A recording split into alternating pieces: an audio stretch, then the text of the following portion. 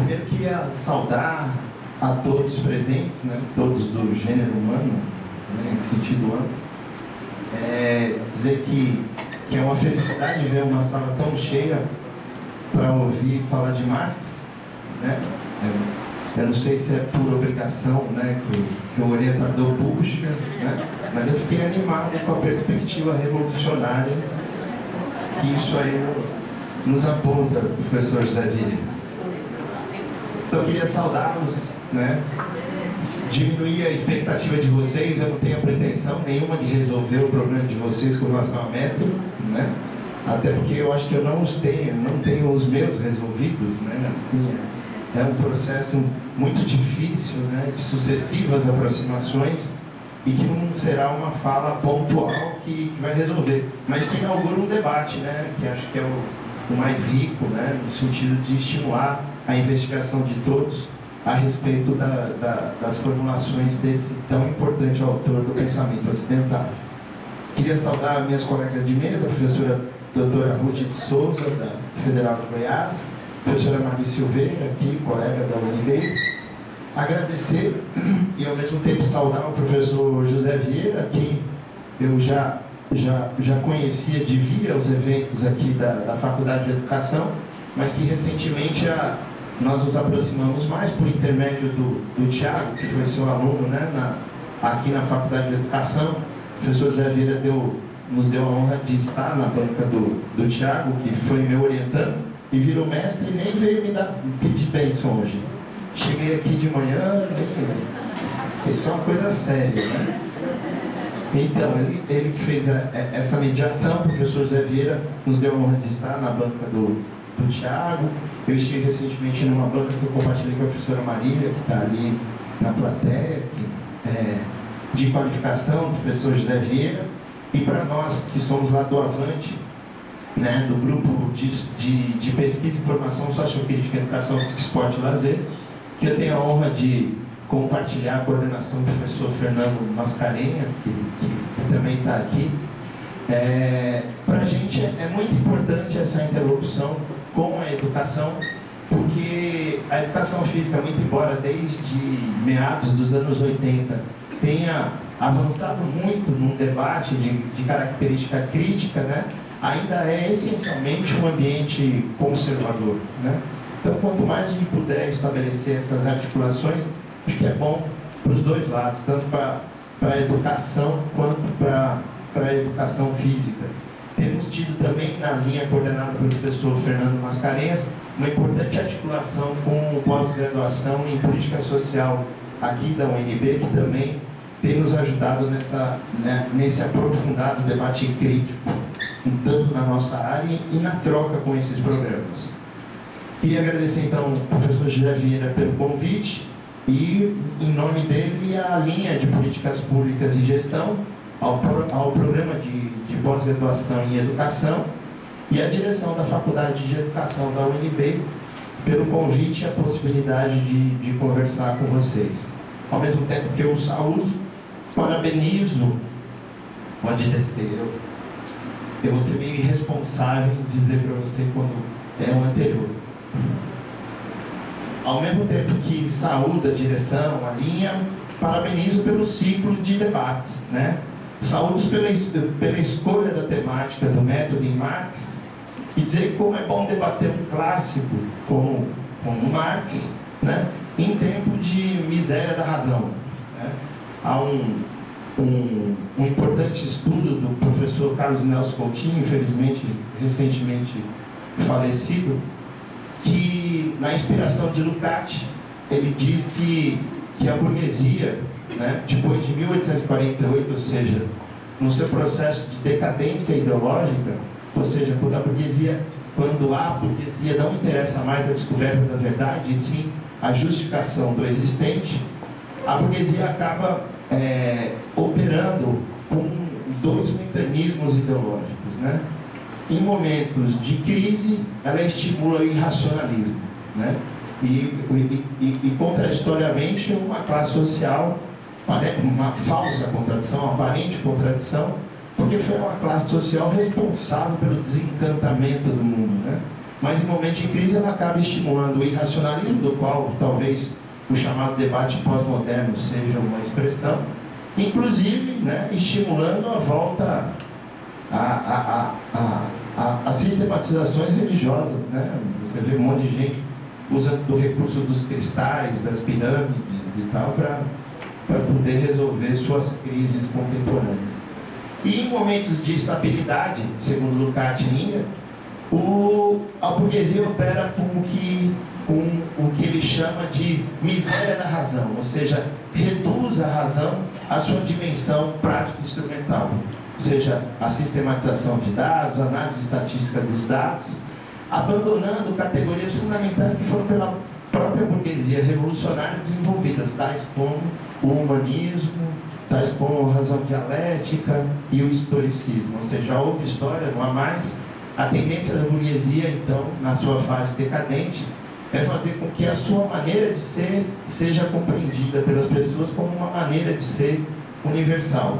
Então, estabelecer um debate sobre Marx em tempos de miséria da razão, porque essa miséria da razão ela é fenomenicamente visível, principalmente na produção acadêmica, né? Cada vez mais nós estamos subsumindo ao produtivismo, né? Ao empobrecimento dos espíritos, à formação aligerada, né?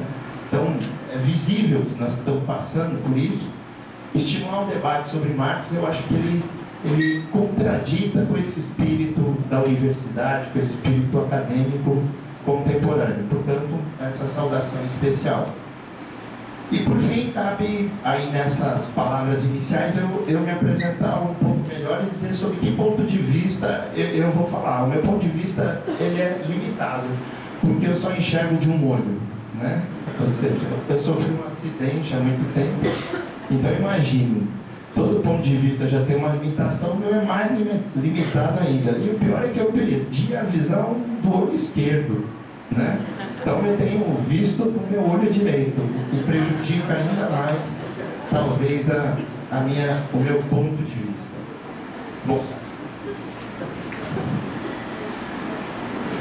a minha trajetória acadêmica está muito vinculada a uma militância que eu tive desde 82, quando com 16 anos eu ingressei na UJC, né, na Juventude Comunista, e militei no Partido Comunista até 1992, quando ele, no seu 10º congresso, deixou de ser PCB e se tornou PPS.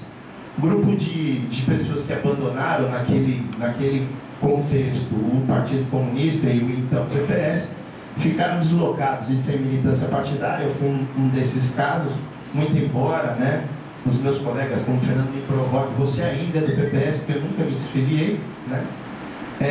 Esse grupo inicialmente montou um novo PC e de uns tempos para cá conseguiram resgatar a possibilidade da utilização da legenda do PCB. Então eu, por razões muito mais sentimentais do que objetivas do ponto de vista político, regressei ao PCB e hoje em dia estou vinculado ao núcleo do PCB aqui da UNB, né? Então, uma primeira limitação é que vocês vão ter, sob o meu ponto de vista, que é um ponto de vista do olho direito e de um comunista convicto, né? Então, é uma coisa que cabe esclarecer antes de começar a falar. E por influência dessa militância, né, eu tive um contato muito forte com as ideias do Lukács, né, principalmente porque um partido que de 1922 a 1992 teve menos de 5 anos de legalidade, a vida do PCB se dava fundamentalmente no âmbito da cultura e da estética, e aí talvez o principal esteta marxista tenha sido o Lukács. Então o PCB teve muito da sua análise, principalmente da política cultural, marcada pelas ideias do Lukács. E aí também na minha vida acadêmica, como fui orientando o professor José Paulo Neto no mestrado, que é um lukáciano também assumido, eu acho que só veio a aprofundar, né, a admiração que eu tenho pela leitura do Lukács, ou seja, ele me convence em sua leitura, principalmente o último Lukács, o Lukács da ontologia do ser social. E uma terceira coisa a apresentar é que, eu já falei inicialmente, né, eu não tenho pretensão nenhuma de resolver os problemas metodológicos de vocês, porque eu não tenho capacidade para isso, e acho que isso passa muito mais pelo processo de formação de pesquisador de cada um de vocês, né? Então, eu sou alguém em processo de enriquecimento teórico, assim como vocês, e que, portanto, tem inúmeras limitações, tá certo? O fato de ter sido orientando do Zé Paulo, infelizmente, não me deu, né, o privilégio de me apropriar da cabeça dele, né? Eu fico, toda vez que eu assisto Matrix, eu fico imaginando, poxa, será que não devia ter uns chips desse tipo e a gente poder estar no nível desses sujeitos que parece que tem um mundo na cabeça, né? Ou seja, tem um texto muito legal que chama Conversando com o Lukács, os seus entrevistadores, nas síntese que eles fazem, e falam, cara, não tinha um texto que a gente não falasse que o cara já não conhecesse. E aí o Kofler diz o seguinte, olha, o cara parece ter um mundo na cabeça, é uma expressão interessante. Eu estou longe de ter um mundo na cabeça, muito longe, né? Sei disso, então essas são limitações que eu trago. E nesse enriquecimento teórico, conto com o debate aqui com vocês para poder, né, dar seguimento a essa trajetória. Por fim, não está ali no slide, eu sou formado em educação física, fui ex-atleta de futebol, por incrível que pareça, né? O que me fez fazer a faculdade de educação física. Sofri um acidente que impediu a minha brilhante carreira de futebolista, né? Que me fez não enxergar do olho esquerdo, né? E aí me decepcionei inicialmente com a educação física, porém, com um rico debate da área dos anos 80 para cá, passei inclusive a ter um certo orgulho de como a área progrediu e tem tocado no seu debate. Sei que eu não precisava dizer que eu sou formado em educação física, o Adriano já tinha dito, e o meu corpo revela isso, né? Tendo em vista como eu tenho mantido a minha forma, né, nos últimos tempos. Aí, iniciei o mestrado em História e Filosofia da Educação, tal qual o professor Algamir e outros daqui, na PUC de São Paulo. Ela brincou, eu também sou um filho da PUC, assim como ela. E terminei o mestrado em Serviço Social por lá. E o doutorado fiz com o professor Lino Castellani, que também é amigo de vários aqui da casa, que nos dá a honra hoje em dia de ser professor visitante na Faculdade de Educação Física, que aposentou da Unicamp, nessa área da teoria social e das políticas públicas. Bom, feita a apresentação, né, sobre que ponto de vista eu vou falar, eu vou chamar a atenção para vocês, seguindo aquele roteiro, de algumas observações iniciais antes de a gente adentrar na discussão do tema propriamente dito. A primeira delas é para me livrar de qualquer responsabilidade, né? Olha, o tema é muito complexo, e ele é mesmo, de fato. Então, é uma forma de eu dizer, olha, um problema que a gente tem para debater é que se trata, de fato, de um tema muito complexo. A discussão do método nas ciências humanas e sociais em geral é uma discussão complicadíssima, e em Marx especialmente, penso eu, e vou dizer por quê ao tratar dos textos do Marx, né?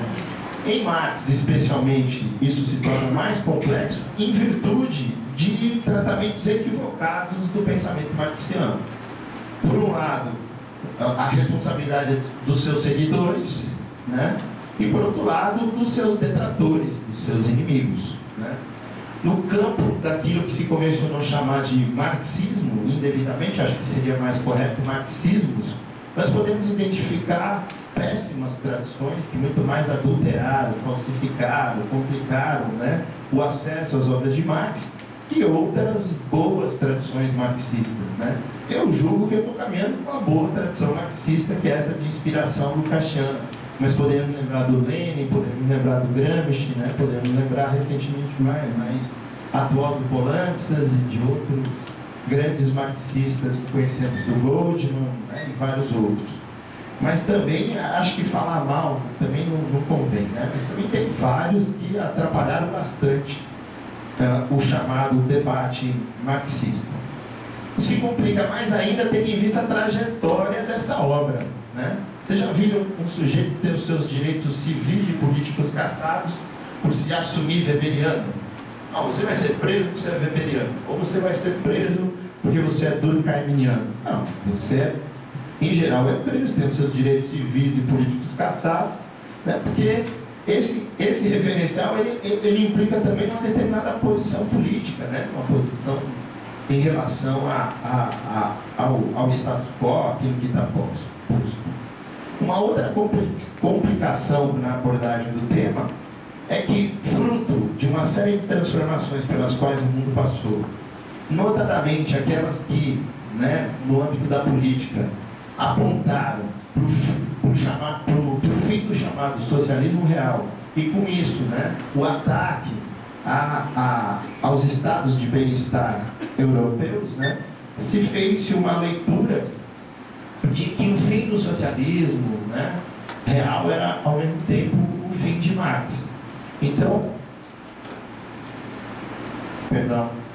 mesmo no âmbito do pensamento progressista, das tradições de esquerda, né, você tem uma autocrítica que, em determinados momentos, ela avançou demasiadamente, talvez até, né, equivocadamente. Talvez não, certamente equivocadamente.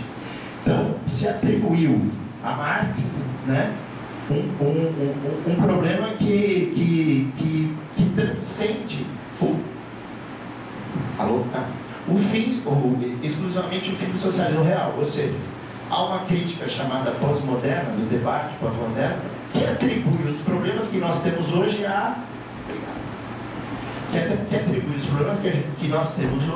à razão moderna, né? A construção da razão moderna em Marx é evidentemente e efetivamente um pensador da modernidade.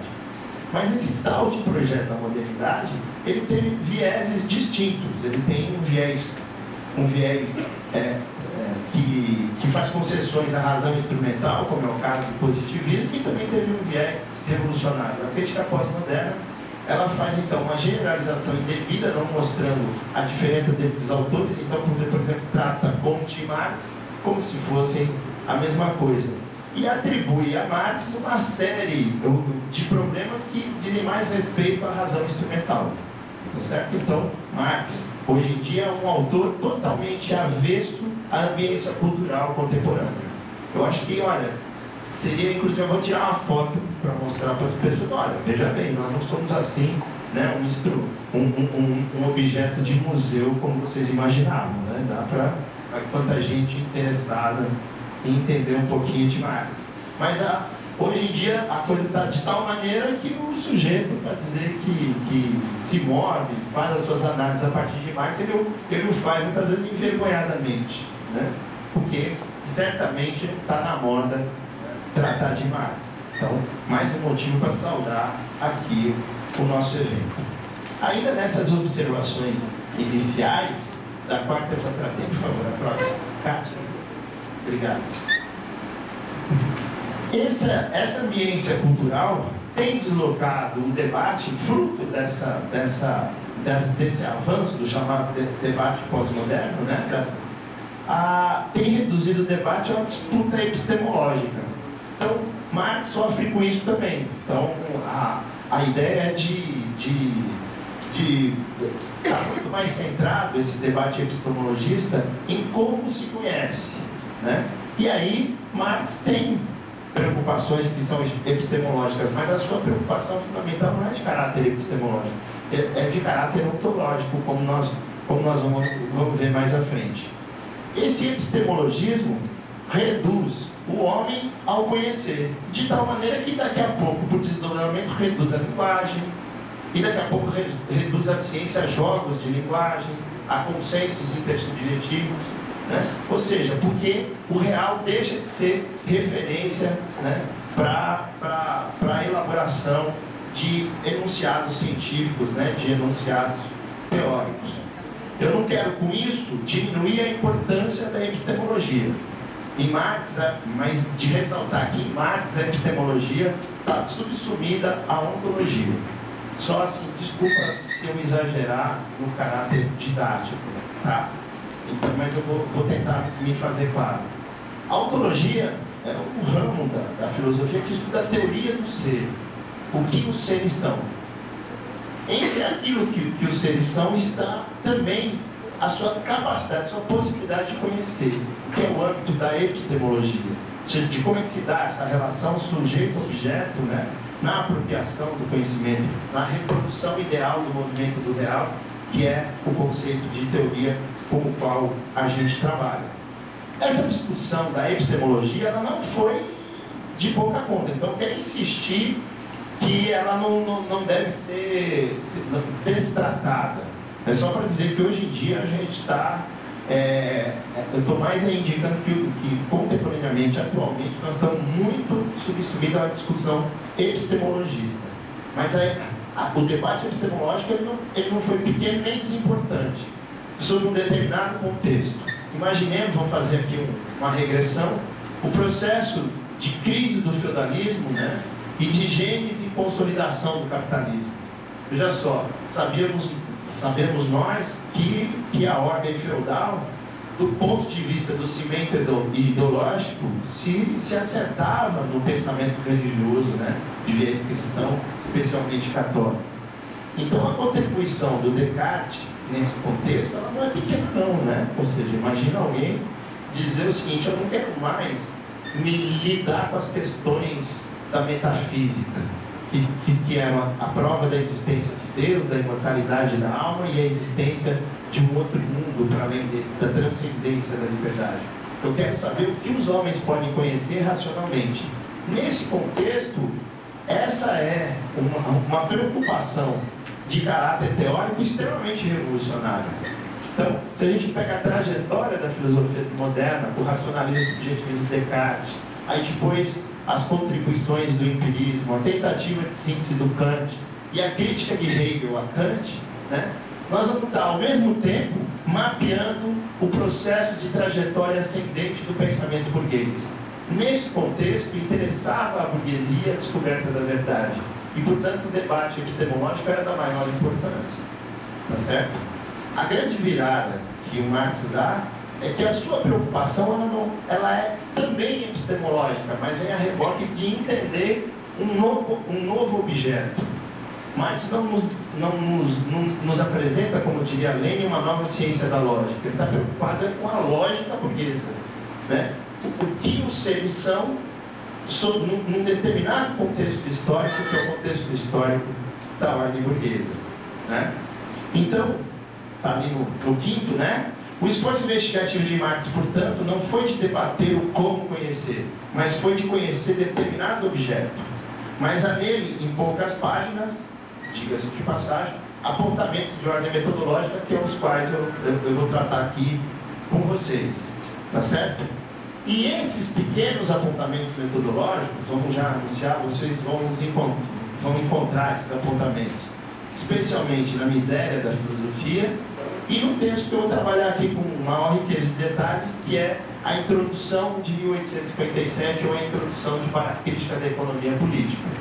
Eu aqui, em nome do tempo, vou tentar ser o mais disciplinado possível, como o José Vieira, alguns trechos que eu trouxe, alguns excertos que eu trouxe, eu os extraí da introdução de 1857, da versão disponível da coleção dos economistas. A minha ainda é aquela capa marrom, de capa dura e tal. Então, as páginas, porque eu vou disponibilizar os slides, as páginas aqui apontadas, pode ter diferença a depender da edição. Então, assim, ao falar do método, eu trago o excerto para tentar mostrar para vocês que eu tenho razão, né? Eu só enxergo do olho direito, é um ponto de vista limitado, mas olha, está lá na textualidade. Esses slides sobre a textualidade eu vou pulá-los em nome do tempo aqui, e aí mais ficam as indicações bibliográficas de onde estão esses excertos, tanto os da ideologia alemã, como dos manuscritos, como da introdução de 57. O próximo. Aí não, você está bom. Volta. E antes de entrar no texto de 57, muito rapidamente eu vou mostrar que se trata de uma trajetória, ou seja, estou aí fundado na ideia do meu orientador, é sempre bom respeitar o orientador, né? Respeitar o orientador, pô, ainda mais quando o orientador era dessa qualidade, né? A gente brinca lá com o Lino, né? Eu e o Fernando, que olha, respeita Januário, né? Ou seja, você pode ser mais bonito, mais moço, sua sanfona melhor, mas você respeita os 7 baixos do teu pai, né? São 8, desculpa.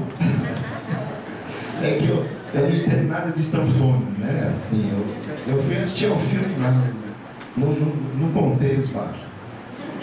Tais apontamentos, eles não são aparições, esses apontamentos metodológicos, eles não são aparições repentinas, né?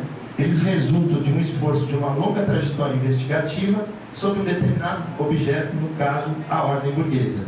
Como esse objeto aparece para Marx? Eu acho que nós vamos falar de método, mas ao mesmo tempo dá para a gente pensar a trajetória teórico-metodológica do nosso autor, né? Então, o próximo, por favor.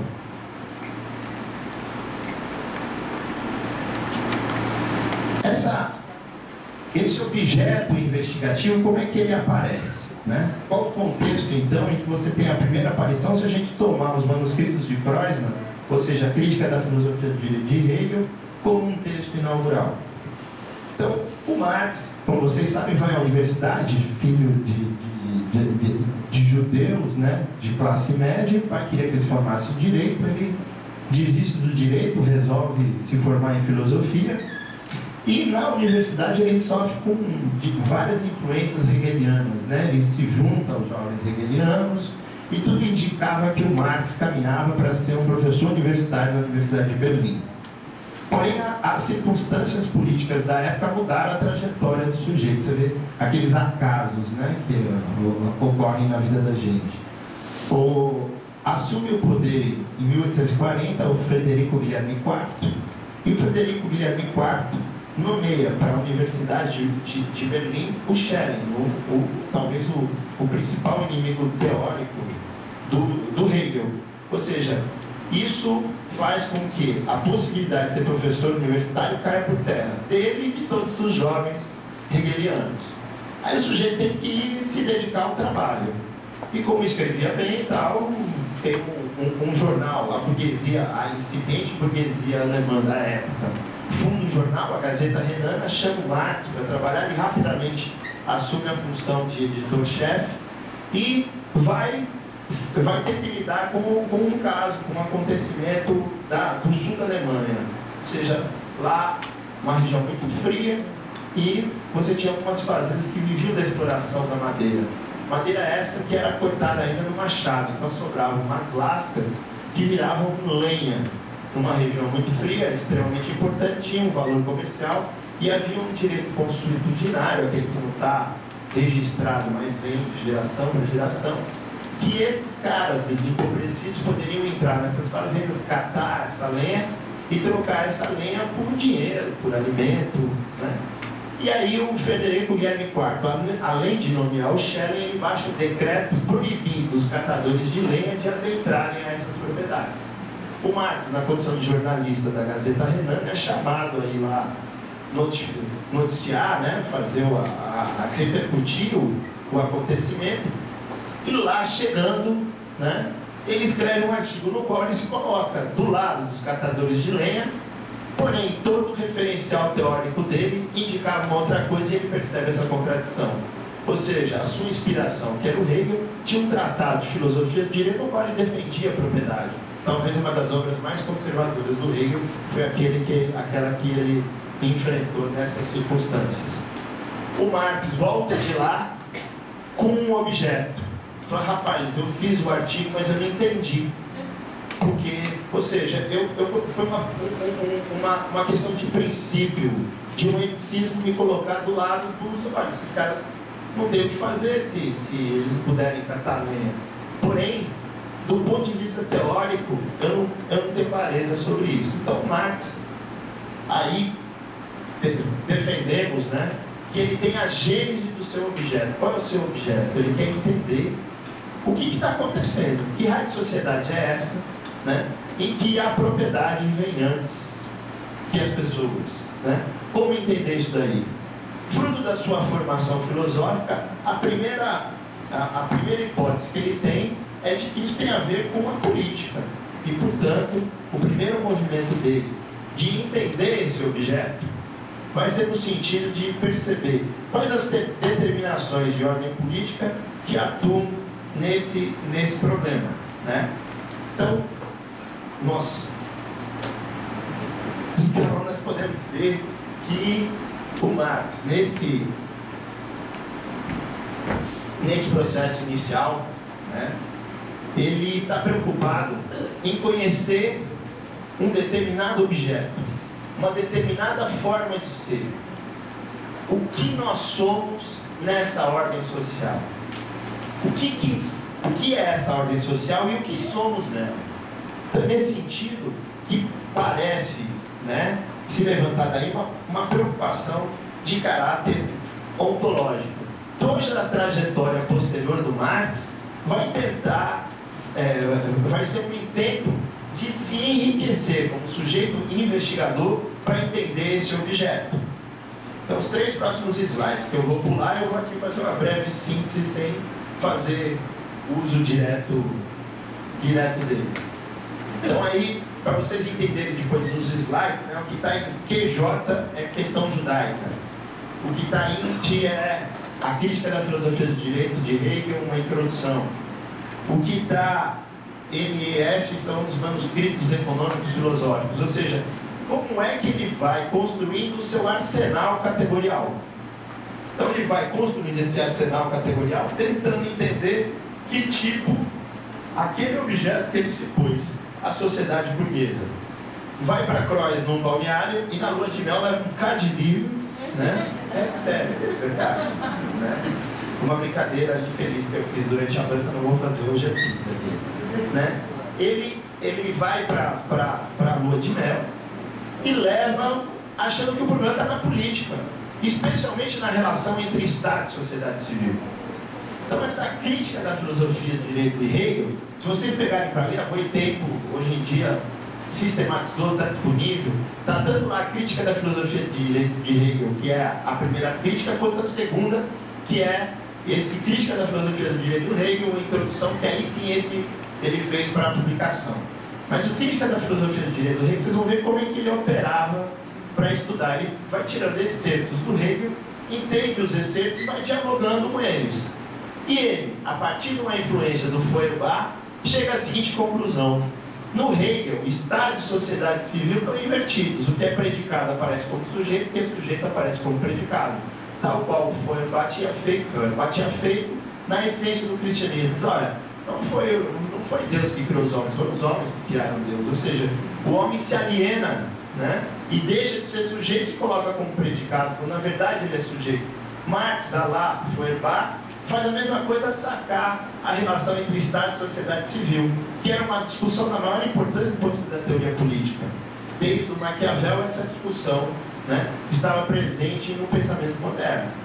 Com Hobbes lá dizendo, olha, a sociedade civil é o reino da miséria física e moral, que o Hegel vai incorporar essa compreensão de sociedade civil. O homem é lobo do homem, então nós precisamos de um Estado acima disso para botar, né, racionalidade nisso daí.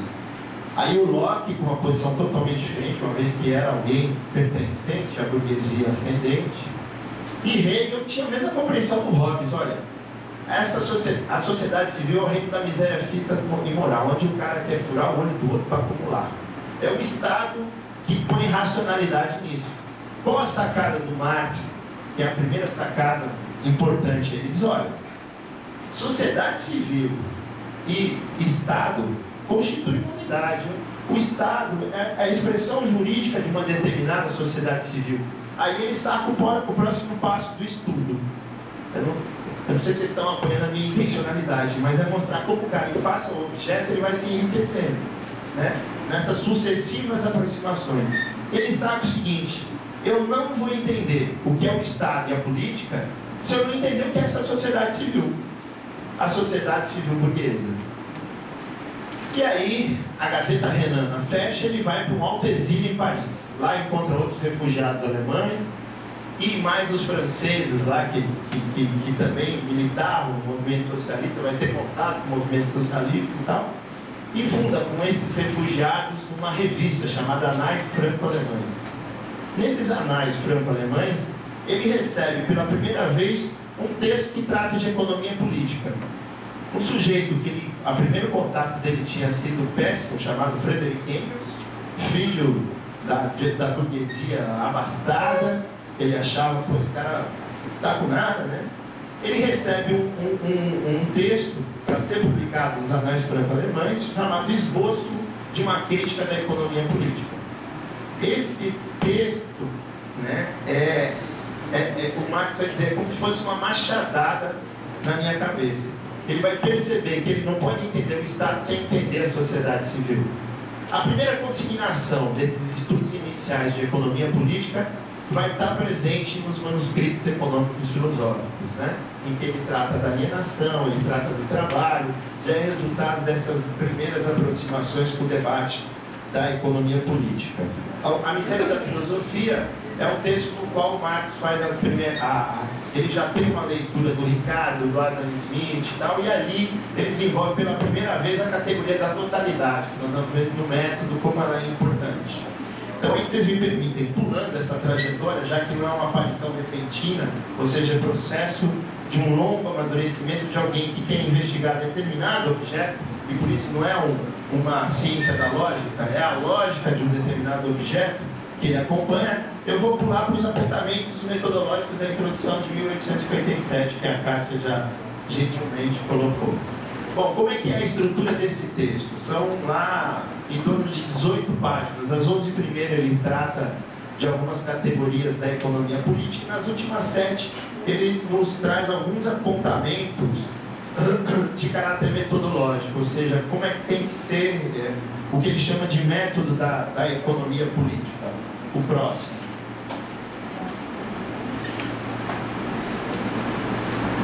Então, se a gente lê o texto, e aí parte do texto o Adriano leu aqui, está consignado, né, no folder, né? Se a gente lê o texto, nós vamos ver que para Marx, do ponto de vista metodológico, o ponto de partida é o concreto, a realidade empírica real, que é a aparência fenomênica do real, sua materialidade imediata. Então Marx está com um suposto aí, que hoje em dia é questionável não, mas questionado por certa tradição da fenomenologia, que é colocar em dúvida se existe distinção entre aparência e essência. Para Marx, né, é conhecida a expressão do Marx, que se a aparência correspondesse imediatamente à essência do fenômeno, haveria necessidade da ciência, que a ciência só se faz necessária porque a aparência e a essência não coincidem imediatamente. Então ele parte desse suposto que tal expressão fenomênica não corresponde à verdade, né? Ela sinaliza e revela, mas por outro lado oculta, mistifica, esconde, e ela necessita ser superada.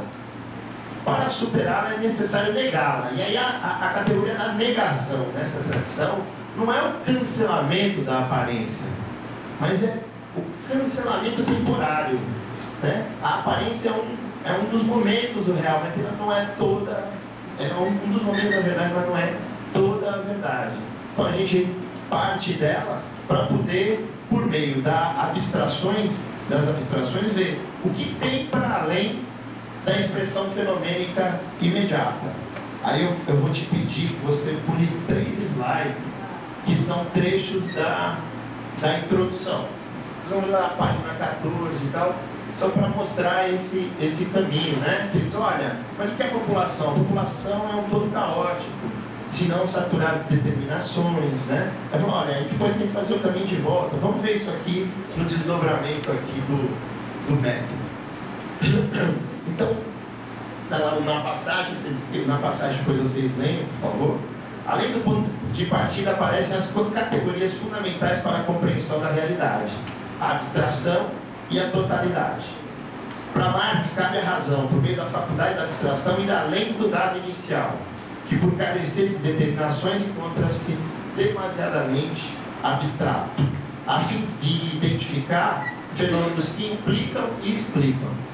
Por ocasião da banca da Cláudia, eu dei um exemplo, vou repetir aqui porque eu acho ele rico. Então, se a gente parte do concreto imediato, da cadeira, né?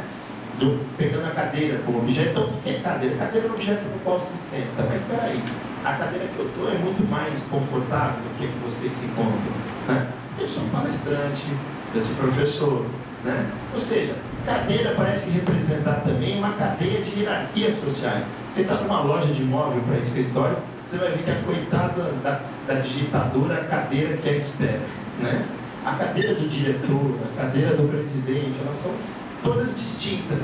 Se eu tomo que cadeira é um objeto no qual se senta, me parece, por essa elaboração, por essa abstração, que todas as cadeiras são iguais. Então basta olhar aqui e ver que todas as cadeiras não são iguais. Isso quer dizer que esse conceito, que essa elaboração de cadeira, ela está demasiadamente abstrata. Então a palavra abstração, né, categoria abstração, ela tem duas acepções na discussão metodológica. Primeiro, é a faculdade de ir além do imediato, ou seja, um recurso que dá-se a impressão muitas vezes que Marx, né, trata a abstração de uma maneira desrespeitosa. Não, ele diz, olha, a abstração é a capacidade de fazer generalizações. Agora, essas generalizações elas podem ser mais ou menos determinadas. Essa generalização é tão mais expressão da verdade quanto mais ela estiver saturada de determinações. Clara inspiração hegeliana, né, do que o verdadeiro é o todo. Se eu olho para a cadeira e só vejo um objeto no qual se senta, o problema está no meu enriquecimento como sujeito, não na cadeira em si. Porque a cadeira, essas cadeiras, por exemplo, foram feitas em linhas de produção. Linha de produção representa o desenvolvimento das forças produtivas e certo grau de relações de produção. Então, ao olhar para a cadeira, a depender de como eu estou enriquecido, eu posso ver mais ou menos coisas. Tá? E por isso que o método é um método de sucessivas aproximações. Né? No Capital, que é a sua obra-prima, ele tenta, tanto na investigação quanto na exposição, dar essa noção de movimento. Então, se eu volto para a cadeira agora, o objeto cadeira que eu estava analisando é o mesmo. Mas quem mudou? Quem mudou fui eu. Porque eu me enriqueci de mediações. Né? É por meio da abstração, então, isso. É por meio da abstração que se torna possível abandonar o geral, o excessivamente abstrato, carente de determinações. O pensamento identifica processos que estão conectados e outros processos que deverão ser explorados em sua expressão fenomênica e, por fim, um retorno à empiria que sinaliza esses outros processos. Por isso que eu não tenho categoria a priori. Por isso que é o objeto que determina as minhas categorias. Ou seja, tem que ter uma máxima fidelidade ao objeto. Ao fazer esse exercício, eu digo, olha, eu não vou entender cadeira se eu não entender relações sociais de produção. Eu não vou entender cadeira se eu não entender hierarquia. Eu não vou... E toda e qualquer expressão de síntese que a gente fizer sobre cadeira agora, não vai esgotar o que cadeira é. Por quê? Porque a essência supõe, nós vamos ver mais à frente, processualidade, né? Outra herança do pensamento hegeliano. Ser é vir a ser. Ser é processo, necessariamente. Pela própria especificidade do gênero humano e da sua e a expressão da sua atividade, né? Que tem o trabalho como protoforma de toda e qualquer praxis humana. A abstração, então, aqui é entendida como uma faculdade fundamental, mas é ao mesmo tempo indeterminada. Então, olha, isso aí está muito abstrato no sentido que ele está muito pouco saturado de determinações. Agora, toda e qualquer elaboração vai ter um grau de abstração, menor ou menor. Então, menor ou maior, nós temos que ir de abstrações mais gerais, mais indeterminadas, para abstrações mais tênues. E isso se faz nessa relação sujeito-objeto. O pesquisador, próximo, por favor. O pesquisador reconstrói, então, o caminho de volta à empiria de onde partiu. Nesse processo, o pensamento não altera a empiria. Entretanto, a expressão fenomênica é agora tomada pelo pensamento numa dimensão que inicialmente não era percebida. O exemplo da cadeira, por favor, retoma. De abstrações mais gerais, passando às abstrações mais tênues, o pensamento opera um movimento que o faz enriquecer de determinações da expressão fenomênica inicial. No caminho de volta, nós encontramos as determinações, que podemos tomar como sinônimo de categorias. Quais são as determinações que operam nesse objeto que eu quero estudar? O fato de dar máxima fidelidade ao objeto, gente, eu espero que ao ter falado dessa relação sujeito-objeto e enriquecimento sujeito, não quer dizer que você vai para um objeto desprovido de pressupostos. Ou seja, é comum, né? Quem é orientador sabe disso. O sujeito chega um dia e fala, olha, lá na educação física é comum, eu quero estudar uma obviedade qualquer. Olha, eu quero estudar os benefícios da atividade física para a saúde. Né? Ou seja, o sujeito não precisava nem ter entrado na faculdade, já podia ter esse objeto.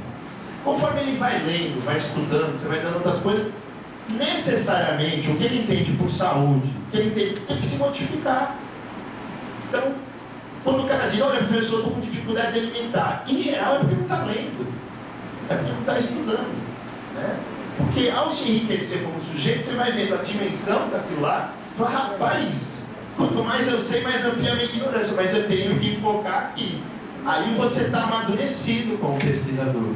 Por isso que esses processos da CAPES, CNPq, só tendem a fazer e que cada vez mais a gente tem empobrecimento espírita. Porque o cara não se forma, ou seja, a gente brinca lá, não toma TOD suficiente para poder enfrentar a problemática que se coloca. E cada vez mais nós estamos oprimidos por isso aí. A possibilidade de a gente ter um grande pensador que a sua contribuição vai revolucionar o nosso tempo é quase que zero, né? Eu acho que a última novidade de ciências humanas já tem pelo menos 100 anos, né? Mas as pessoas desconhecem. Então, por exemplo, é comum o cara enaltecer extremamente o Foucault, que é um pensador importante, mas o cara desconhece que muito do que o Foucault consigna estava no Nietzsche. E aí, por que ele desconhece? Porque a sua formação era aligerada. Não estou querendo culpabilizar, mas estou dizendo que o processo investigativo requer essa relação sujeito-objeto de enriquecimento constante do sujeito, que passa pela apropriação dos fundamentos, passa pela apropriação, né, de uma formação teórica razoável. Tem mais 5 minutos, vou conseguir. Investigar, então, próximo slide, cara, já está lá. Investigar é buscar determinações do objeto. O conhecimento sobre ele é tanto maior quanto mais for saturado de determinações. Olha o Hegel de novo aí, o verdadeiro é o todo. Mas o todo não é o todo da matemática, a somatória das partes. É o reconhecimento de que a sociedade é um complexo de complexos, ela é um todo articulado, que tem uma lógica que é possível de ser aprendida racionalmente. E mais, que pode ser intencionalmente transformada pelos homens. Se eu caçar isso da teoria, eu caço toda e qualquer possibilidade de emancipação humana, né? Então, por isso que muitas vezes você vê grandes intelectuais que têm uma posição política progressista e uma epistemologia de direita, né? Uma epistemologia conservadora. Boa parte, por exemplo, eu no mestrado estudei bastante os pensadores chamados pós-modernos, né? Lyotard, por exemplo, foi membro do Partido Comunista Francês. Boaventura de Sousa Santos é um socialista convicto, mas ele diz que desconfia da distinção entre aparência e essência. Ele diz que o que cabe agora é uma guerra ao todo, o que é possível são micro-racionalidades. Se a categoria da totalidade é violada, essa possibilidade de compreender como é que esse todo se organiza intencionalmente modificada é cancelada, né? Muito embora a gente tenha que ter muito cuidado na crítica aos aliados, né? Porque a nossa tarefa aqui não é só, né, de caráter teórico e especulativo, ela tem uma dimensão política. Então, portanto, é sempre complicado bater em aliados. A gente tem que ter muito cuidado, né? Porque, sem dúvida nenhuma, é um sujeito com o qual eu me alinho nas suas posições políticas, do sujeito progressista, né? Então, essas determinações são de múltiplas ordens e estão metamorfoseadas na expressão fenomênica inicial, possuindo um todo articulado efetivo. Elas estão, portanto, relacionadas e não basta, assim, a sua somatória. Para a reconstrução do todo do pensamento, há que se encontrar as relações estabelecidas entre elas, essas determinações. Há que se encontrar em outra categoria fundamental, as mediações. Aí, professor, como que eu faço a mediação disso? Esse problema é seu, não é meu? Né? Você que tem que ver como é que está relacionado, como é. No caminho de volta eu tenho que sacar quais são as determinações e como é que esse todo está articulado, né? Esse todo, então, aí o próximo slide, né? O processo de conhecimento assim orientado é ascender do imediato, tá claro que é o imediato, o concreto, tal qual ele aparece, ao imediato, né? Por meio da abstração. Então, há uma outra epistemologia conservadora. Se eu digo que aparência e essência são a mesma coisa, que eu duvido isso daí, eu estou tomando o imediato pelo imediato. E aí eu corro o risco de justificar o existente, tomar o existente como aquilo que está posto sem possibilidade alguma de superação. O conhecimento teórico é buscar determinações e identificar as relações, as mediações entre essas determinações. É ultrapassar o imediatismo, elevar-se do abstrato ao concreto. a síntese de muitas determinações. Ao final, o que acontece? Você tem a impressão, e por isso que o Hegel, que era um grande pesquisador, isso aqui que era o que ele sofria, né, o problema dele. Ao final, tem-se a impressão de que foi o pensamento que construiu a concreção. Mas não é verdade. A concreção já estava na realidade, o pensamento a reproduziu idealmente. Ou seja, aqui tem o princípio materialista, isso está posto na realidade. E eu me aproprio disso na medida em que eu me enriqueço como sujeito. Por isso, pula a próxima aqui, mais uma citação do Kant.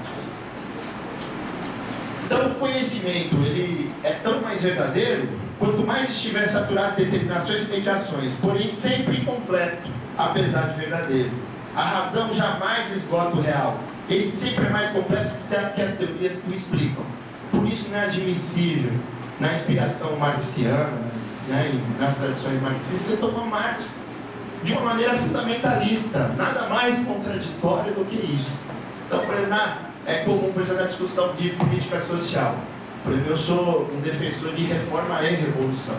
Eu digo, olha, nós estamos num caso que nós temos que defender direito social, porque senão eu não sou adepto do quanto pior melhor, né? Então nós temos que garantir patamares de civilidade. Não julgo que a defesa dos direitos sociais seja imediatamente emancipação humana, mas são condições para isso aí. Aí o sujeito vem me refutar de que maneira? Ele pega, em 1843, Marx já dizia. Aí eu falei, agora vai vir o versículo 4, parágrafo tal. Se o cara toma o pensamento do Marx como Bíblia, né, aí ele cai no fundamentalismo. Ou seja, o Marx estava absolutamente certo para aquela época, né? Então, essa é uma outra coisa fundamental que a gente tem que levar em conta. A própria natureza do real é constante processualidade, impõe limites ao conhecimento que se tem dela. Além disso, do ponto de vista do método, há que se combinar gênese e desenvolvimento. Então, o método em Marx ele combina. Vou agora abandonar os slides, porque senão eu não dou conta aqui. A sincronia com a diacronia. Então, é o aqui e a gênese para eu poder apanhar nas singularidades, as particularidades. Nada mais mentiroso do que dizer que Marx só se preocupou com o geral. Se você vai lá para a introdução de 1857, você vai ver que ele está preocupado em análise concreta de situação concreta, como dizia o Lenin. Ele está preocupado com a singularidade do fenômeno. E aí combinar gênese e desenvolvimento passa a ser fundamental. E está lá também, olha, é a anatomia do homem que explica a anatomia do macaco. Se eu só acompanhar a gênese, eu não vou dar conta desse todo aqui, porque esse é um todo muito mais complexo da ordem burguesa do que outras totalidades sociais que nós já conhecemos, né? Bom, eu acho que tinha mais algumas coisas aqui, mas eu acho que já houve gentileza demasiada para comigo aqui nessas observações, talvez só mais duas coisinhas, né? Uma coisa fundamental para encerrar é o ponto de vista de classe e o critério de verdade. Do ponto de vista da inspiração marxiana, do pensamento marxiano, a ideia de que a classe revolucionária da sua época é a que tem o ponto de vista mais objetivo na análise dos fenômenos sociais. Mas isso não é garantia de uma boa pesquisa. Não, me põe sob o ponto de vista do proletariado e pronto. Não. Se você não se enriquece como sujeito, então por isso você vai ter investigações de Weberiano muito bem feitas, muito bem articuladas e tal. E umas outras que ficam em petição de princípio. O sujeito, eu vou fazer, né, à luz do materialismo histórico dialético, mas depois tem dificuldade de operar. E essa dificuldade é de todos, né? Que representa esse enriquecimento no trato metodológico. E o Marx opera com um critério de verdade muito objetivo, que vem do Aristóteles. O que é a teoria? O que é a verdade? É a adequação da teoria à realidade. Isso também é em desuso no pensamento contemporâneo, em que se diz que, olha, a verdade é um consenso intersubjetivo, ou são jogos de linguagem. Mas, olha, a prática social é o critério de verdade. Então, feita a elaboração, eu tenho que testá-la, né? O que o Engels chama da prova do pudim. Olha, está bonito, mas deixa eu ver se ele está gostoso, né? E aí a prática social passa a ser fundamental. Desculpe aí, no final eu fui, né, fazendo a síntese possível. Peço desculpas mais uma vez de ter avançado, inclusive, 3 minutos no que foi determinado. Agradeço mais uma vez a atenção de todos. Obrigado, professor Guilherme, pela gentileza.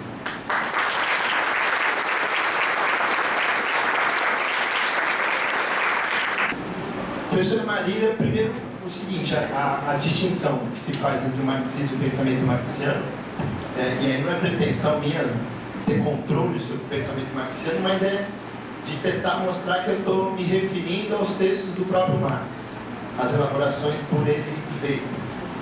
E aí o pensamento marxista é essa rica tradição que enriqueceu temáticas, por outras vezes empobreceu, né, as temáticas que o próprio Marx colocou. E aí é nesse sentido que eu digo que tem marxismos e tem boas tradições marxistas e péssimas tradições marxistas. Às vezes é mais difícil lidar com elas até do que com os inimigos sinceros e rigorosos.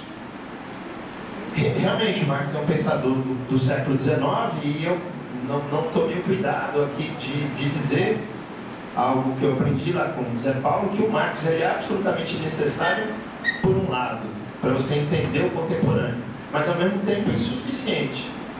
Ou seja, você não dá conta de entender a realidade contemporânea só com Marx. Agora, isso não nos deve fazer deslizar para o ecletismo. Então, eu acho que Marx tem apontamentos interessantes, por exemplo, para discussões que ele não travou porque não eram problemas da sua época. Cara, um leitor atento dos manuscritos econômico-filosóficos, ao ver a discussão sobre generalidade, singularidade, lá posta, pode muito bem desdobrar uma discussão sobre subjetividade, né? Mas essa é uma questão que veio no século XX, ela não veio, por exemplo, lá quem tenha explorado a obra do Marx para discutir concepção de indivíduo, o próprio Fromm, o Adam Schaff, né? Marxismo e indivíduo, vai discutir, inclusive, numa perspectiva, naquele momento, ontológica, né? A questão dos indivíduos. Do ponto de vista, por exemplo, da ciência e da produção contemporânea, o Estruturalismo e a Miséria da Razão, que é esse texto do Carlos Nelson Coutinho, de inspiração lucasiana, eu acho que ele tem ricos apontamentos para a gente discutir o produtivismo contemporâneo, o que a universidade vem se tornando, né? E o Florestan Fernandes fez inúmeras elaborações em torno da universidade que acho que tem uma atualidade muito grande, né? Assim, se você pensar alguém que perambulou com Marx, mas tinha muito mais simpatia com Proudhon, o professor Maurício Stratenberg também tem ricas indicações nesse âmbito de inspiração. Eu acho que se trata de a gente enriquecer essas temáticas, mas assim, eu insisto naquilo, não com fundamentalismo, ou seja, não julgando, olha, o que o Marx disse, né, sobre unha encravada. Olha, melhor você procurar o Perticúrio, né, uma coisa assim, porque você não vai ter apontamentos lá, mas você tem ricos sinais, ricas indicações. E uma coisa que, assim, muitas vezes arrepia os meus colegas marxistas. E o Marx errou num bocado de coisa, né? Além de ele ser insuficiente, tem algumas projeções dele que são equivocadas, né? Assim, são poucas, vai? Mas que se mostraram equivocadas, né? Então eu acho que uma boa tradição marxista é aquela que se apoia, e aí outra coisa que vai arrepiar, no princípio da revisão, não do revisionismo, né, classicamente, historicamente, mas na ideia de que, olha, faz parte desse método a questão de, a todo tempo, ciência se faz com dúvida, né, política se faz com convicção. Então, essa dúvida de caráter metódico, ela tem que estar presente, inclusive nas elaborações do Marx, né? Não sei se dialogou com a sua questão, depois a gente pode... Bom, aí o Orlando faz pergunta, né? Me apertando ainda mais, né? Mas tudo bem. Confusão metodológica, de fato, né? Por exemplo, todo tempo eu trabalho com método aqui na ideia de suposto teórico metodológico, e não no sentido de procedimentos, né? Então, acho que essa é uma distinção importante. Quando eu estou falando de método, estou pensando pressupostos teórico-metodológicos. E muitas vezes procedimentos, eles servem a diversas inspirações, né? Então, por isso que é uma falsa polêmica, essa polêmica entre qualidade e quantidade na pesquisa. Marx tem uma preocupação muito grande com os dados empíricos, né? No Capital, por exemplo, sem os livros azuis dos fiscais de fábrica, ele não teria chegado a inúmeras... Agora, nós não podemos ficar descritivo, né? E aí que vem o enriquecimento do sujeito para transcender a descrição. né? Mas também não é uma falsa polêmica, né? Muitas vezes o sujeito vê lá o cara analisar dados ou qualquer coisa que seja percentil, não precisa ser nem moda mediana e tal, ele já arrepia e fala, isso é um positivista e tal. Eu acho que não é esse o critério para, né? Então, de fato, aí a confusão metodológica, Orlando, aumenta ainda mais porque em Marx, diferentemente do Weber, diferentemente do Durkheim, ele não tem um manual de método, ele não escreveu regras do método sociológico, ele não escreveu a metodologia da ciência, não. Ele, ou seja, a preocupação dele é entender a ordem burguesa. E claro que isso acaba gerando em determinados momentos que ele se explique do ponto de vista das suas elaborações, dos seus apontamentos metodológicos. Mas são poucos. E de um autor que pensa em vocês, por exemplo, obras importantíssimas, que nenhum autor escreveu mais do que o Marx da tradição ocidental, né? Ou seja, o Freud talvez seja o segundo colocado e ainda não chega na metade dos escritos. E escreveu muito Freud. Boa parte do que Marx escreveu já está disponível, pelo menos o essencial disso daí, né? O que está indisponível não é nada que seja significativo. Agora é um cara que ele se filia à tradição, daqui a pouco ele rompe. Então não é um sujeito que você consiga ver essas adesões e rupturas sem acompanhar a trajetória da sua publicação. Por isso que a minha indicação era dizer, olha, vamos ver o método na questão da constituição da teoria social de Marx, porque aí você vai vendo essas idas e vindas. Como é que ele vai enriquecendo o seu acervo categorial, os abandonos que ele faz. Primeiro ele critica o Hegel a partir do Feuerbach, depois na maturidade ele retoma o Hegel e a grandeza do Hegel para defender o Hegel do... Então, esses meninos não são nada perto do grande mestre, né? Por exemplo, Zelado. Então é um cara que tem essa trajetória. Além de tudo, o sujeito, qual é a perspectiva do Marx? É uma perspectiva revolucionária, ele quer entender a ordem burguesa a fim de modificar estruturalmente. Isso fez com que a obra de Marx tivesse a recepção que ela teve. Por exemplo, obras importantíssimas, como a Ideologia Alemã e os manuscritos econômicos filosóficos, só ficaram disponíveis para qualquer língua depois da década de 30 do século XX. Então, quer dizer, mesmo nessa apropriação do Marx, é uma obra marcada por esses problemas. Então, do ponto de vista da confusão metodológica, isso atrapalha bastante. Na questão da totalidade, Fernando, eu de fato passei lá muito por cima e não deu, acho que não deixei clara essa distinção em que a compreensão de totalidade do Marx ele é a herda do Hegel, claro que modificando, né? A ideia de que isso é um todo articulado. Então, portanto, na mercadoria, se você olhar direito, a totalidade do mundo está posta lá. Agora, não é possível nenhum ser humano a apropriação da totalidade dessa realidade, porque ser é processo, pela própria essência do ser humano, ou seja, qual é a sua essência? O trabalho, a transformação intencional do homem sobre a natureza. Então, ele se objetiva, se exterioriza e o mundo entra nele. Então, nada fica como está. Então, ser é processo. Então, é um todo em movimento. Então, é impossível a identidade sujeito-objeto. Jamais um sujeito vai compreender todas as determinações do mundo, porque isso é ontologicamente impossível. Mas o fato de ser um todo contraditório, um todo em movimento, não quer dizer que é um todo caótico. Aí Marx vai dizer, tem um momento determinante, um momento ontológico determinante, que é articulador dessas determinações, pelo menos nessa ordem social, que é a ordem burguesa, que é a produção material da vida social. Que vai estar lá consignada na ideologia alemã, olha, não é a consciência que determina a vida, é a vida que determina a consciência. Mas o cuidado dos dois na ideologia alemã, muitas vezes a gente vai falando do Marx, esquece que algumas obras são do Marx e do Engels, né? O cuidado dos dois na ideologia alemã é tamanho que eles falam em produção material da vida social. A vida social é mais do que a produção material, mas ela é ininteligível sem você compreender a produção material da vida social. Isso serve para a religião, serve... Isso não é nenhum determinismo. Uma coisa é determinação, outra coisa são determinismos. Isso não faz você cair no economicismo. A produção material da vida social representa entender as relações sociais de produção, quando há uma contradição entre o desenvolvimento das forças produtivas e as relações sociais de produção.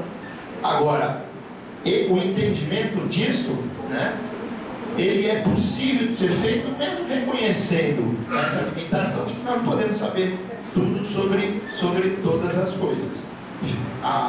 Aí da questão do abstrato e do concreto, sim, é essa ideia de que, do ponto de vista do interior, você tem que partir do complexo, né, para o mais simples e fazer um movimento de retorno, né, que a gente poderia também traduzir em simples e complexo, né. E no texto de 57 lá tem esses apontamentos da anatomia do homem, que explica a anatomia do macaco, que vão nesse sentido. Desculpa, eu tentei abordar aqui um conjunto de questões e tentei ser sintético, na medida do possível. Primeiro, Kátia, você tem razão, nem todas as determinações são categorias, né? Sim, mas dessa descoberta das determinações que vem as categorias. Desculpa, eu acho que eu não, naquela hora de fato você tem razão. Pronto, podemos chamar de categoria porque no caminho de volta as determinações, né, não todas elas, né, são as suas categorias. Com relação à professora Raquel, eu também acho que eu não fui feliz na minha maneira de expor, mas eu não separo ontologia de epistemologia. Eu só disse que, do ponto de vista da inspiração Lukáciana, a epistemologia está submetida à ontologia. Então, a ontologia é anterior, e nem por isso a epistemologia ela é desimportante. Tanto é que eu disse, olha, há alguns apontamentos metodológicos, se a gente imaginar, ou seja, sobre como conhecer, mas essa não era a preocupação fundamental, se o Lucas estiver certo, do Marx, né? Com relação ao Parmênides e o Heráclito e a contradição, foi outra parte aí da fala que eu fiz aligerado, né? Mas claramente na inspiração dialética você tem uma crítica ao princípio da identidade, né? Que é a inspiração do Parmênides, que uma coisa é igual a ela própria. Então A não é igual a A, ou seja, o movimento do réu se deve justamente porque A é diferente de A, né? Ou seja, é o princípio da contradição que é o movente do real. E também não tive a intenção, na verdade, eu acho que a sua fala não é para me puxar dele, é mais para a gente, né, poder melhorar aí esse processo de enriquecimento meu e de todos nós, né? Mas eu também não tive a intenção não tive a intenção, e nem você está falando isso, que fique claro, né? Não estou reclamando. Eu não tive a intenção de desprezar a lógica formal, né? Muito pelo contrário. Ou seja, por exemplo, não dá para você pensar uma linguagem dialética. A linguagem ela é absolutamente formal. Você fala uma coisa para falar outra. A dialética está no real, né? E aí, teoricamente, você expressa nas formas das categorias. Polêmica maior talvez haja entre nós com essa ideia de sociedade do conhecimento, né? Eu acho que existe toda uma avalanche de defesas em torno disso, mas boa parte das vezes eu acho que elas não se sustentam a partir de uma impostação ontológica, porque elas acabam supondo que nós chegamos ao fim da sociedade do trabalho, que muitas vezes associam trabalho com um emprego, como se o trabalho fosse emprego, dizendo na medida que a revolução tecnológica acabou com isso e tal, não sei o quê. Sem dúvida nenhuma, eu acho que tem razão, o Efraim também, que é me orientando, se interessa especialmente por essas questões, né? Que cada vez mais o conhecimento tem se traduzido no aprofundamento das formas de dominação e de alienação. Acho que sem dúvida nenhuma. E é gozado como muitas vezes o cara está fazendo ciência e está se alienando, não é? Porque muitas vezes ele cai no epistemologismo, porque muitas vezes ele toma o aparente pelo real, muitas vezes ele fica circunscrito a essa ideia de que o real é o existente, né? O real é o existente e as suas possibilidades de transformação, se a gente reduz ao real o real existente, a gente cai na miséria da razão, a gente assassina a dialética e tal. Então eu queria lhe agradecer pelas questões, porque elas deram condição de talvez explicitar algumas outras coisas, né, referente a isso daí. Eu não sei, Daniela, se foi destinada a mim, acho que foi a mesa toda, né? Eu penso que eu devo ter minimamente explicitado isso com a questão de pressupostos teórico-metodológicos e procedimentos investigativos, né? Por exemplo, como é colocado o método e metodologia para mim, né, na inspiração que eu te falei, são a mesma coisa. Estou imaginando o suposto teórico-metodológico. Agora, eu faço uma distinção em relação aos procedimentos investigativos. Boa parte das investigações, elas tomam o método como sendo os procedimentos investigativos. Que método eu vou usar? E o pior, fruto desse epistemologismo, trata o Marx como paradigma, como se fosse uma roupa que você veste para analisar determinada coisa, né? Eu tentei aqui, no cuidar da minha fala, demonstrar que não é isso. Falo, olha, Marx não nos oferece uma lógica, não é essa a preocupação dele. A preocupação dele não é uma ciência da lógica, mas qual é a lógica dessa sociedade. E é claro que para fazer isso tem pressupostos teórico-metodológicos aos quais ele até espera, retoma. Eu não sei se é isso que você perguntou, né? E depois você fala da validação. Quando você fala de validação, estou imaginando que você está pensando inclusive nos procedimentos investigativos, né? Do meu ponto de vista, o que valida, entre aspas, talvez não usaria essa palavra, um referencial teórico-metodológico é a prática social, né? Então, assim, porque, né, apesar de muitas vezes não estar na moda nem nada, eu ainda estou muito lá com Marx, porque eu olho para a realidade e vejo que ele me explica muitas coisas, né? Ele não explica todas, aquilo que existe ali é suficiente, em algumas coisas ele se equivocou, mas no essencial ele acertou, por um lado. E por outro lado, já que a inspiração é lucasiana, né, existe uma ortodoxia metodológica. Só se tem uma coisa que talvez vai ter um caráter histórico universal para além da sociedade burguesa, e tomara que a gente consiga superá-la antes do mundo acabar, né? É essa ortodoxia metodológica. Me parece que a realidade que ser sempre vai ser vir a ser, né? E aí isso é especialmente explorado pelo Lukács, o último Lukács, né, da ontologia do ser social. E nós vamos ter, insisto, na informação dada pelo Adriano, nós vamos ter talvez o principal estudioso da ontologia na Faculdade de Educação Física entre os dias 21 e 24, que é o professor Sérgio Lessa, né, que tem estudado muito a ontologia do ser social. Ou seja, é uma obra do Lukács que ele está preocupado no caráter histórico universal das categorias, das formulações marxianas, né? E aí, a validação, penso eu, né, a validação é a questão da prática social, né, como critério de verdade. Se o Aristóteles tem razão, o Marx o incorpora, de que teoria que verdade é adequação da teoria à realidade, né? Nesse sentido, eu diria que Marx está mais vivo do que nunca, apesar das suas limitações. Acho que salvo eu mesmo são essas, do livro que acho que existiram as questões aqui. Queria agradecer a atenção de vocês, a paciência aqui de nos ouvir até esse horário, 5 para 1. Queria pedir desculpa, professor Vieira, por conta de ter extrapolado o tempo lá um pouco, se deveu foi registrado que era de 30 a 40 minutos, e aí os caras me deixam passar 5, né? Mas no fim acabaram sendo 15, peço desculpas aos colegas da mesa em relação a isso daí. E dizer que nesse semestre, todas as quintas-feiras, eu estou numa disciplina no programa de mestrado que se chama Teoria Social, Pós-Modernidade e Educação Física, e que os 2 primeiros meses a gente trabalha com os textos do Marx para tentar fazer essa constituição. Não estou querendo dizer com isso que eu tenho um controle absoluto, porque não tenho, mas talvez, se de fato não for por imposição dos orientadores, né, a vinda aqui, talvez seja um espaço de diálogo para a gente poder dar sequência a essa caminhada de apropriação do referencial. Quintas-feiras, das 14 às 18. O próximo encontro, nesta quinta-feira, é para tratar da crítica da filosofia do direito do Hegel e da questão judaica, sobre a questão judaica. Vocês estão todos convidados, tá bom? Muito obrigado pela atenção, dizer que foi muito rico o debate aqui e agradeço pelo convite, professor. Foi uma honra dividir a mesa aqui com você. Obrigado.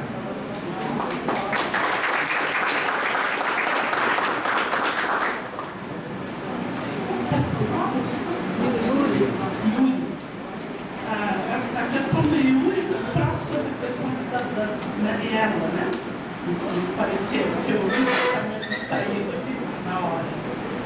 Mas a concepção de método é muito próxima dessa que o professor acabou de explorar de novo, que é esse arcabouço teórico metodológico que acompanha toda a construção do trabalho, né? Não é algo que se declara no início que depois você vai seguindo como passos, mas a concepção que a gente vem desenvolvendo nesse instrumento.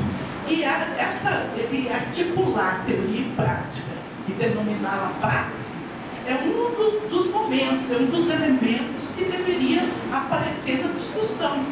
Desde quando ele apresenta dados de observação, né? A maioria dos trabalhos vem com esse olhar sobre a realidade da escola, sobre das condições de trabalho do professor, mas acompanhar essa discussão teórica, acompanhá-la até as considerações finais, né? Então, quando isso não aparece, quando ele abandona lá, a gente não considera que ele articulou teoria e prática, né? Ele abandona lá no início, lá, num capítulo que ele chamou de fundamentação teórica. Então, ele não desenvolveu um referencial de verdade, né? Ele declarou, mas ele não desenvolveu. Então, nesse sentido, o método é essa sustentação mesmo da reflexão, né? Aquele instrumental que faz com que ele leia o que ele está observando, com que ele reflita sobre aquilo e desvende as questões que ele colocou. Para Raquel, eu não sei se entendi bem, mas nós estamos, pelo volume, né, não sei se uma certa ousadia, talvez, né, dessa rede, mas a gente está no terceiro momento de abrangência do trabalho. Assim como a gente não conseguiu ainda esse olhar sobre os programas, a gente ainda não conseguiu sobre as condições de produção da pesquisa nos programas. Desculpa, esqueci de me despedir. Quer falar comigo? Não? Desculpe, Kátia. Cadê a pergunta? A pergunta da Kátia era sobre uma certa comparação dos dados que você encontrou numa pesquisa sobre curso-pedagogia e os anos que você situou aqui. Então, é posterior à nossa... Não, 2007 a gente leu trabalhos. Né? Inclusive, nós lemos todos. Eram 132 trabalhos e nós lemos todos eles na região. Na UNB, a gente tinha, na primeira série, 14 trabalhos na amostra. E aí era 20% só. Porque eram muitos, tinha 80 e tantos trabalhos aqui, né, sobre a temática do professor. E nós selecionamos 14. Desses 14, 6 se declaravam e trabalhavam numa inspiração fenomenológica. Era bastante presente os pressupostos fenomenológicos. Mas 8 trabalhos trabalharam numa inspiração materialista histórico-dialética. Então, segundo o nosso instrumento e o nosso nível de interpretação, de leitura, naquele momento, a gente classificou 8. Não houve nenhum caso de não ser possível classificar. Né? Todos eles eram 14 e todos os trabalhos tinham todas as articulações, os elementos de um relatório de pesquisa. Tá? Agora, nós fomos até 2007, sabe? De 2006 a 2007, continuou prevalecendo aqui a perspectiva materialista histórica dialética. Tá?